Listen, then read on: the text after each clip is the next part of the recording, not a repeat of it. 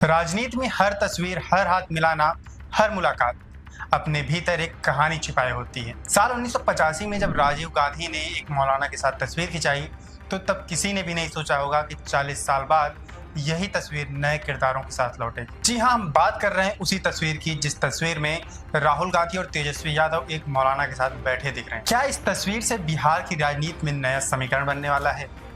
आखिर क्या है इस तस्वीर की सच्चाई?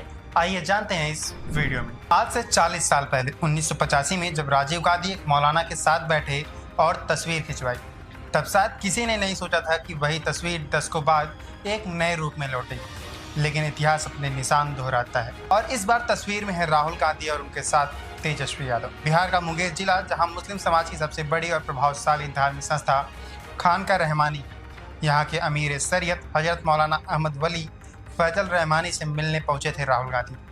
तस्वीरें बताती हैं कि यह मुलाकात केवल औपचारिक नहीं थी। राहुल गांधी मौलाना का हाथ थामते हैं, मुस्कान से उनका चेहरा खिल उठता है। पीछे से तेजस्वी यादव भी आगे बढ़कर हाथ मिलाते हैं। तीनों नेताओं का यह क्षण किसी इत्तेफाक की तरह दिख सकता है, लेकिन राजनीति में इत्तेफाक नहीं होते। हर मुस्कान, हर तस्वीर और हर हाथ मिलाना आने वाली वक्त की सियासत को दिशा देता है। बीजेपी ने इसे मौलाना की चाकरी कह दिया, लेकिन सवाल यह है कि आखिर कांग्रेस और राहुल गांधी इस तस्वीर के जरिए कौन सा संदेश देना चाहते हैं? क्या यह मुसलमानों की तरफ कांग्रेस का बढ़ता हुआ कदम है? क्या यह उस पुराने रिश्ते को दोबारा जिंदा करने की कोशिश है जिसके सहारे कभी कांग्रेस ने पूरे हिंदुस्तान की सत्ता पर राज किया था? राहुल गांधी का यह कदम तब और अहम हो जाता है जब हम उनके राजनीतिक सफर पर नजर डालते हैं। वे कई बार चुनावी मौसम में मंदिर गए, पूजा अर्चना की, लेकिन हर बार नतीजा निराशाजनक रहा। मंदिरों की राजनीति में उन्हें कोई खास फायदा नहीं मिला। अब राहुल गांधी का मुसलमानों के बीच जाकर बैठना, 40 मिनट तक मौलाना के साथ समय बिताना, यह बताता है कि कांग्रेस ने अपनी रणनीति बदल ली है। दूसरी ओर इस तस्वीर में तेजस्वी यादव की मौजूदगी भी अपने आप में एक बड़ा संकेत देती है। बिहार के राजनीतिक इतिहास की बात करें तो लालू यादव के दौर में MY फैक्टर चलता था।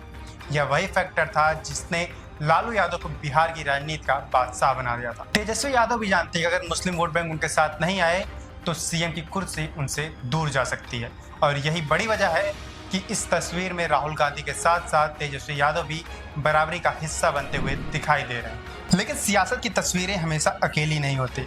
यह मुलाकात ठीक उसी समय हुई जब नीतीश कुमार का एक और वीडियो चर्चा में था। मंच पर उन्हें टोपी पहनाई जा रही थी, लेकिन उन्होंने टोपी पहनाने वाले मुस्लिम नेता को ही टोपी पहना दी। यह नज़ारा देखते ही तेजस्वी यादव ने तंज कस दिया कि नीतीश कुमार हमेशा मुसलमानों को टोपी ही पहनाते रहे। शायद यही वह बैकग्राउंड है जिसके ठीक बाद राहुल गांधी का मौलाना से मिलना हुआ। अब जरा पीछे चलते हैं और कांग्रेस और मुसलमानों के रिश्ते की परतें खोलते हैं। जवाहरलाल नेहरू की सरकार में हिंदू मैरिज एक्ट को सख्त किया गया, लेकिन मुस्लिम कानून को नहीं छुआ गया। इंदिरा गांधी के दौर में नसबंदी का अभियान चला, मगर आरोप यही लगे कि मुसलमानों को उससे दूर रखा गया। राजीव गांधी की सरकार में सुप्रीम कोर्ट ने शाहबानो केस में ऐतिहासिक फैसला सुनाया, लेकिन राजीव ने उस फैसले को पलटते हुए मुसलमानों के पक्ष में कानून बना दिया। इन सब घटनाओं ने कांग्रेस को मुसलमानों का भरोसा दिलाया और यही सिलसिला राहुल गांधी आगे बढ़ाते दिख रहे हैं। राहुल गांधी का हालिया बयान गुजरात अधिवेशन में आया था, जहां उन्होंने कहा था कि कांग्रेस मुसलमानों की बात खुलकर करेगी। शायद यही वजह है कि वे केवल मंदिर की राजनीति तक सीमित नहीं है, बल्कि सीधे मौलाना के दरबार तक पहुंचे। आपको क्या लगता है कि राहुल गांधी और तेजस्वी यादव की मौलाना से यह मुलाकात बिहार की राजनीति में क्या असर बिखेरेगी? हमें कमेंट करके जरूर बताएं। ऐसी ही तमाम और बड़ी जानकारियों के लिए जुड़े रहें GOP न्यूज़ के साथ।